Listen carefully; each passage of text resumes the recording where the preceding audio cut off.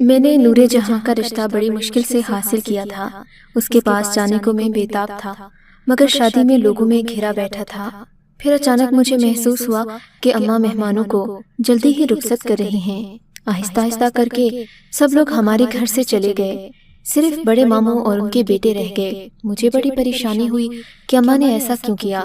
پھر اشارے سے مجھے اپنے پاس بلایا اور کہنے لگی، جلدی اپنی دلہن کے پاس جاؤ، لیکن دروازہ بند مت کرنا، مجھے کوئی کام پڑ سکتا ہے تم سے۔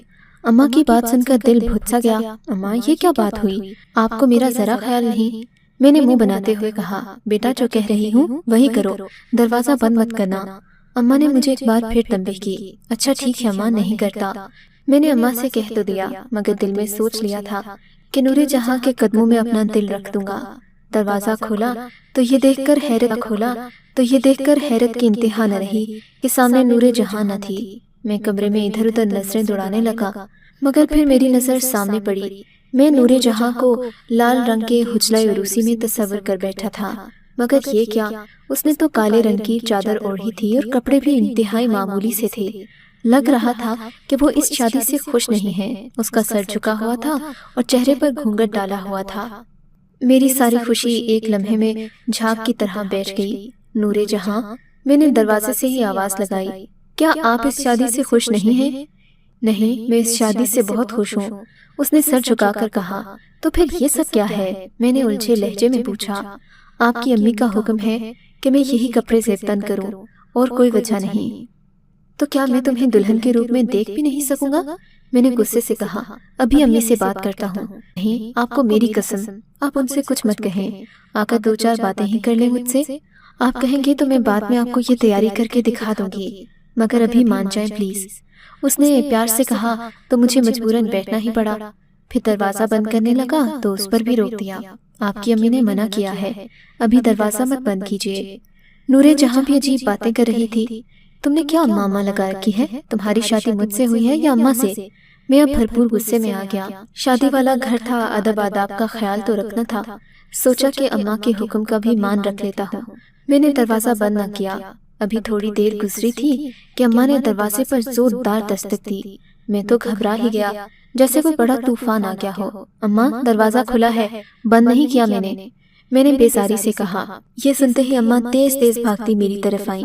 بیٹا جلدی کرو، اٹھو نور جہاں، جلدی اٹھو، باہر چلو۔ اماں کے لہجے میں پریشانی تھی۔ نور جہاں جیسے سب کچھ سمجھتے ہوئے اماں کے ساتھ آگے چلی گئی۔ میں حیران پریشان بے دلی سے ان کے پیچھے پیچھے آ گیا۔ اس سے پہلے کہ میں اماں کو کچھ کہتا، میری نظر ماموں اور ان کے بیٹے جلال اور محسن پر پڑی۔ جلال اور محسن بھی پریشان دکھائی دے رہے تھے، جبکہ ان کے ساتھ ماموں بھی کھڑے مجھے ہی دیکھ رہے تھے۔ اماں کے ہاتھ میں ایک بیگ تھا، جبکہ چابیاں اور تالے بھی انہوں نے اپنے پاس ہی رکھے ہوئے تھے۔ اماں، یہ سب کیا ہے؟ ہم کہاں جا رہے ہیں؟ بیٹا، زیادہ سوال مت کرو، امی نے کہا۔ جتنا کہا ہے اتنا کرو۔ امی، میں ایسا نہیں کر سکتا، آپ مجھے بتائیں کہ ہو کیا رہا ہے۔ ہم بحث کر ہی رہے تھے کہ دروازے سے دو آدمی اندر داخل ہوئے۔ کہاں ہے وہ؟ ایک آدمی دھاڑا، ادھر دیکھو، کمرے میں ہوگی۔ یہ کہتے ہی باقی آدمی اس کے پیچھے پیچھے بھاگے۔ ان آدمیوں کا تو چہرہ زرد ہو گیا۔ ماموں کے بیٹے جلال اور محسن جلدی سے دروازے کی طرف بھاگے، جبکہ امی نے مجھے اور نور جہاں کو دروازے سے باہر جانے کا حکم دیا۔ ہم لوگ جلدی سے باہر کھڑی ماموں کی گاڑی میں بیٹھ گئے۔ ان کا ڈرائیور بھی گاڑی میں ہی موجود تھا۔ اس نے جلدی سے گاڑی کی ڈرائیونگ سیٹ سنبھالی اور گاڑی روڈ پر فراٹے بھرنے لگی۔ میں اس سے کیا پوچھتا کہ وہ ہمیں کہاں لے کر جا رہا ہے؟ ظاہر ہے ماموں کی ہدایات کے مطابق ہی چل رہا ہوگا۔ اب اس سے تو میں پوچھنے سے رہا، جبکہ میرے ساتھ نور جہاں بھی بیٹھی تھی۔ وہ چپ چاپ تھی۔ ہمارے گھر کے معاملات کی بھلا اسے کیا خبر، وہ تو خود اس خاندان میں نئی آئی تھی۔ دراصل میرے والد میرے ماموں کے لیے بھائیوں جیسے تھے، اسی لیے ماموں لوگ امی کا بہت خیال رکھتے تھے۔ اور پھر ابو کی وفات کے بعد تو میں نے ماموں کو ہی والد کی جگہ سمجھا تھا۔ اب وہ جب بھی ہم سے کوئی بات کہتے، اسے ٹالنا ہمارے لیے ناممکن سی بات ہوتی۔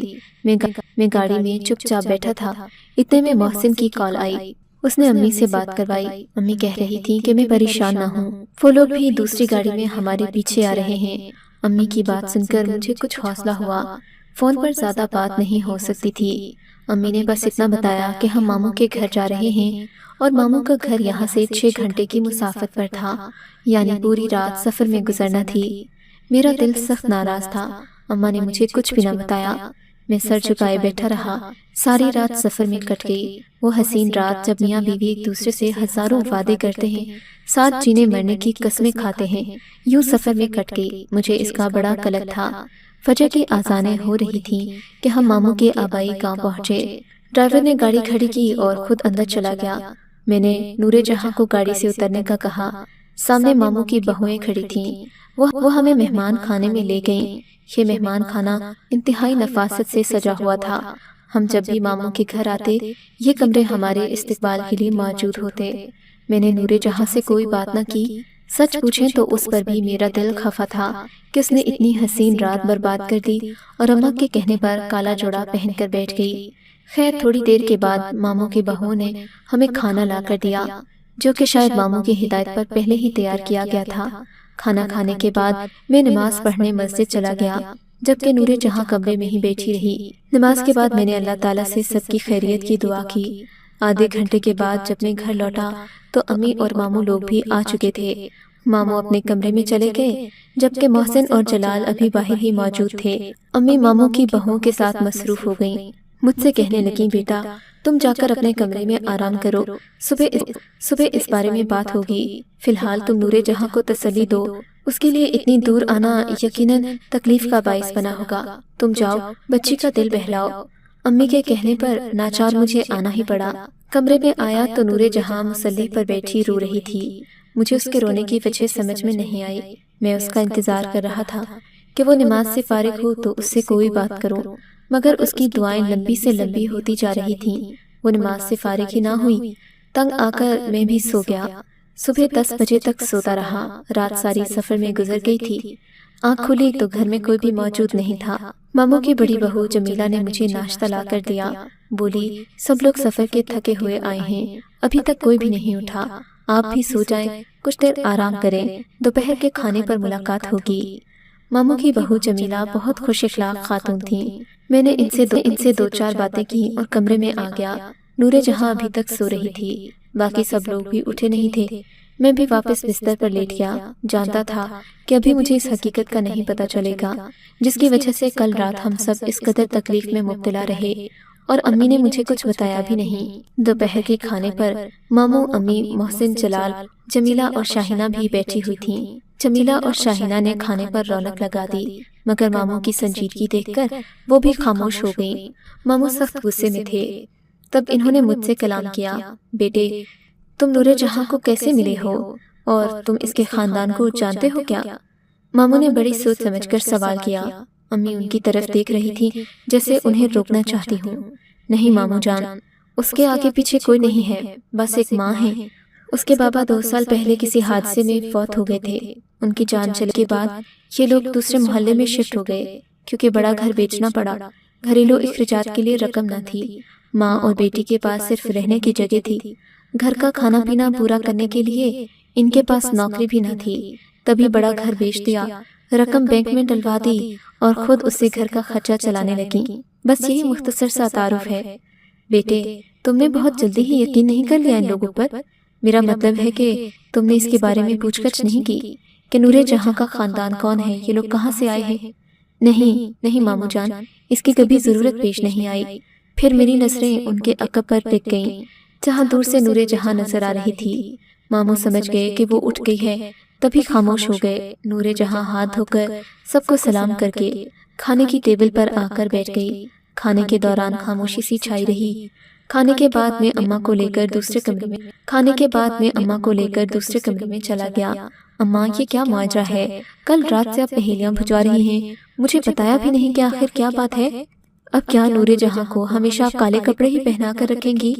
نہیں بیٹا، ایسی کوئی بات نہیں، انہوں نے پیار سے مجھے سمجھایا۔ تم ایسا کرو، جمیلہ اور شاہینہ سے کہو کہ آج رات تمہاری دلہن کو تیار کر دیں، تمہاری حسرت بھی پوری ہو جائے گی۔ تم فکر کیوں کرتے ہو؟ کیا تم نہیں جانتے کہ میں نے تمہارے لیے کبھی کچھ غلط نہیں سوچا؟ وہ تو ٹھیک ہے اماں، لیکن آپ یہ تو بتائیں کہ ہم اپنے گھر سے یہاں کیوں آئے ہیں؟ بیٹا تمہارے ماموں کا خیال تھا کہ تم لوگوں کو شادی کی رات یہیں رہنا چاہیے، اس لیے ہم لوگ یہاں آ گئے۔ اماں بات اتنی سیدھی نہیں ہے جتنا آپ کہہ رہی ہیں۔ اس رات وہ جو 2 آدمی کودے تھے ہمارے گھر، وہ کون تھے؟ اور آپ نے مجھے بتایا بھی نہیں۔ میں بے غیرتوں کی طرح وہاں سے منہ چھپا کر آ گیا۔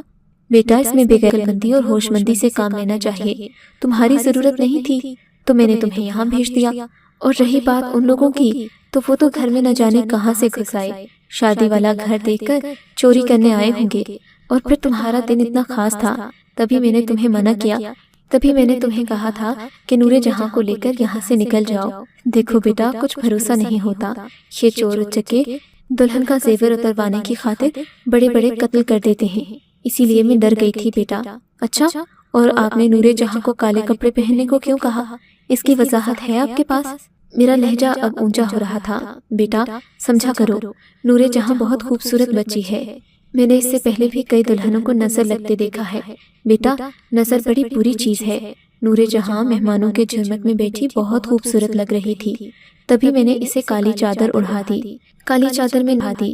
کالی چادر میں نور جہاں کو گرمی لگ رہی تھی، بس اسی لیے اس نے کہا کہ میں دوسرے کپڑے پہن لیتی ہوں تاکہ دونوں کام ایک ساتھ ہو جائیں۔ میں نے ہی اسے کپڑے لا کر دیے تھے۔ تمہیں کیا مسئلہ ہے؟ کہہ تو رہی ہوں، جمیلہ اور شاہینہ سے کہو، وہ اسے آج رات دلہن بنا دیں گی۔ خیر، میں نے اماں سے زیادہ بحث نہیں کی، لگ رہا تھا کہ وہ مجھے کچھ بھی بتانے کے موڈ میں نہیں ہیں۔ میں نور جہاں کے پاس آ گیا، اس نے بھی گھوم پھر کر وہی کہانی سنائی کہ اماں نے مجھے گرمی سے بچنے کے لیے کپڑے دیے تھے۔ بہرحال میں نے بے دلی سے اپنی نئی زندگی کا آغاز کیا۔ میری بیوی نے مجھے بتایا کہ وہ مجھ سے بے پناہ محبت کرتی ہے، لیکن میں ہمیشہ اس کا خیال رکھوں اور وعدہ کروں کہ میں اسے کبھی میکے نہیں لے کر جاؤں گا، ہمیشہ اسے گھر رہنے کی اجازت ہوگی، وغیرہ وغیرہ۔ مجھے ان شرطوں پر کوئی اعتراض نہیں تھا، میں نے اس کی شرطیں مان لیں۔ اگلے دن میں نے سوچا کہ ہم اپنے گھر واپس چلے جائیں، مگر امی نے خلاف توقع منع کر دیا۔ بولی، بیٹا ابھی اتنے عرصے بعد تو اپنے ماموں کے گھر آئے ہو، کچھ دن رک جاؤ، انہیں بھی تم سے ہنسنے بولنے کا موقع مل جائے گا۔ امی نے جمال اور محسن کی طرف اشارہ کیا۔ وہ تو ٹھیک ہے امی، لیکن میرا آفس ہے، ذمہ داریاں ہیں، مجھے جانا ہی ہوگا۔ میں نے اپنی مجبوری بتائی۔ نہیں بیٹا، 1 مہینے سے پہلے ہم کہیں نہیں جائیں گے۔ امی نے اپنا حتمی فیصلہ سنا دیا۔ لیکن امی، میں آج ہی جاؤں گا، آپ جانتے ہیں میری طبیعت کو، میں یوں نہیں رہ سکتا، مجھے یہاں پر نیند نہیں آتی، پھر میرے اپنے 100 کام ہیں۔ ہم آپ کو کہیں نہیں جانے دیں گے۔ جمیلہ اور شاہینہ پیچھے سے آ گئیں۔ اور ہاں، ماموں جان نے آپ کے لیے ہنی مون کے ٹکٹ کا بھی بندوبست کر دیا ہے، آپ لوگ کل ہی روانہ ہو جائیں۔ جمیلہ آپی نے خوش دلی سے کہا۔ اچھا امی، جیسے آپ کی مرضی۔ میں نے ایک بار پھر ان کے آگے سر جھکا لیا۔ ویسے بھی آفس سے چھٹیاں تو میں نے 2 مہینے کی لی تھیں، بس مسئلہ یہ تھا کسی کے گھر نہ مجھے نیند آتی نہ کام ہوتا تھا، لیکن اب نور جہاں میری زندگی میں آ گئی تھی، اس لیے اس کے ساتھ زندگی بتانے کا خیال ہی دل کو خوش کر دینے والا تھا۔ میں نے امی کی یہ بات بھی مان لی اور ماموں کے دیے ہوئے ٹکٹس پر 1 مہینے کے لیے ہنی مون منانے نکل پڑا۔ وہ 1 مہینہ خوابوں سے بھرپور تھا۔ میری واپسی سے پہلے ہی امی گھر روانہ ہو چکی تھیں۔ واپسی پر ماموں کے گھر جانے کی بجائے میں واپس اپنے گھر آیا۔ گھر آ کر پتا چلا کہ امی جان کی طبیعت سخت خراب ہے، انہیں ہاسپٹل لے جانا پڑا۔ امی کی طبیعت بہت خراب تھی، انہیں ہسپتال لے کر گیا تو ہسپتال والوں نے امی کو ایڈمٹ کر لیا۔ امی کو دل کا شدید دورہ پڑا تھا۔ اس پریشانی میں مجھ سے کوئی کام نہ ہو رہا تھا۔ نور جہاں بھی بہت پریشان تھی۔ امی کو دن رات ICU میں رکھا جا رہا تھا، ہمیں ان سے بات کرنے کی اجازت بھی نہیں تھی۔ بالآخر ڈاکٹرز نے کہہ دیا کہ آپ وہاں سے آ کر آخری بار مل لیجئے، ان کے بچنے کے امکانات کم ہیں۔ اس بات نے جیسے مجھے منو مٹی تلے دفن کر دیا۔ امی کے پاس پہنچا تو ان کے لبوں پر ہلکی سی مسکراہٹ تھی، ابھی بھی وہ زندگی کی جنگ لڑ رہی تھیں۔ میرا ہاتھ پکڑ کر بولی، بیٹا میں جانتی ہوں میرے دن تھوڑے ہی رہ گئے ہیں، یا شاید اب چند 1 سال سے بچی ہیں۔ میرے بعد نور جہاں کا خیال رکھنا، اسے کبھی تنگ مت کرنا، اس سے زیادہ سوال مت کرنا، وہ بہت معصوم اور پاک لڑکی ہے، تم اس کا خیال رکھو گے تو میری روح کو چین ہوگا۔ امی یہ کہتے کہتے اللہ کو پیاری ہو گئیں۔ میں ان کے ہاتھ تھامے بیٹھا نہ جانے کب تک روتا رہا۔ امی کی تدفین سے فارغ ہو کر نور جہاں نے خود ہی مجھے اپنے دل کی بات بتا دی کہ اس رات کیا ہوا تھا جس نے اس کی زندگی کو بدل کر رکھ دیا۔ بولی، آپ نے مجھ پر بھروسہ کیا، مجھے شادی کر کے عزت دی، مجھے اپنا نام دیا، لیکن سچ کے اس نام کے قابل نہ میں ہوں نہ میرا خاندان۔ امی، جنہیں آپ صبیحہ بیگم کے نام سے جانتے ہیں، وہ شہر کے عیاش ترین حلقوں میں چاندنی کے نام سے مشہور ہیں۔ اگرچہ میری زندگی پاک تھی، مگر مجھے چاندنی بائی کی بیٹی کے نام سے جانا جاتا تھا۔ امی نے میری شادی آپ سے کر دی کیونکہ آپ ایک شریف نوجوان تھے اور آپ نے وعدہ کیا تھا کہ آپ ہمیشہ مجھے عزت کی زندگی دیں گے، مجھے کبھی گھر سے باہر جانے یا نوکری کرنے پر مجبور نہیں کریں گے۔ یونیورسٹی میں آپ سے ملاقات کے بعد میرے آپ کے بارے میں خیالات بدل گئے تھے۔ میں نے اماں کو آپ کے بارے میں بتایا، پھر آپ نے بھی شادی کے لیے ضد کی تو میں نے آپ کی بات مان لی، مگر میں جانتی تھی کہ آپ سخت طبیعت کے مالک ہیں۔ شاید یہ بات آپ کی اماں بھی جانتی تھیں، آپ کی ضد کو بھی وہ خوب سمجھتی تھیں۔ انہوں نے مجھے کہا کہ بیٹی تم پاک اور صاف ہو، میں جانتی ہوں کہ تم میرے بیٹے کی زندگی میں آ کر اسے بہتر بناؤ گی، اسے اللہ کی راہ پر چلاؤ گی، لیکن بیٹی عورت کو چاہیے کہ وہ مرد سے اپنا ماضی ہمیشہ چھپا کر رکھے، اس میں اسی کا بھلا ہے، اور جب تک تمہاری حقیقت اس پر آشکار ہوتی تب تک 2-4 بچے ہو جائیں تو اچھا ہے، پھر مرد بندھا رہتا ہے، پھر ان باتوں کو وہ دل پر نہیں لیتا۔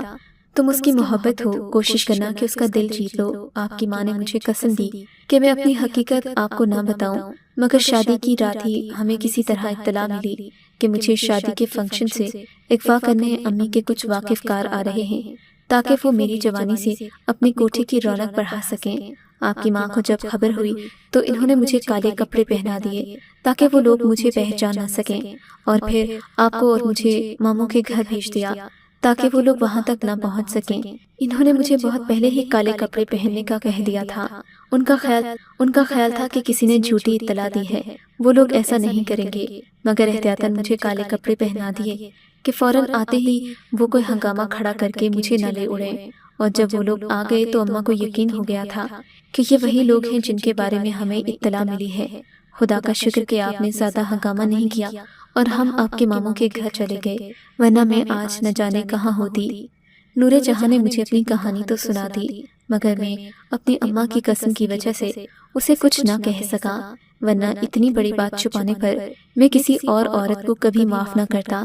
یہ اماں کی وصیت ہے جس پر میں ابھی تک عمل کر رہا ہوں، اور نور جہاں سے آج تک میں نے اس کے ماضی کے بارے میں کوئی سوال نہیں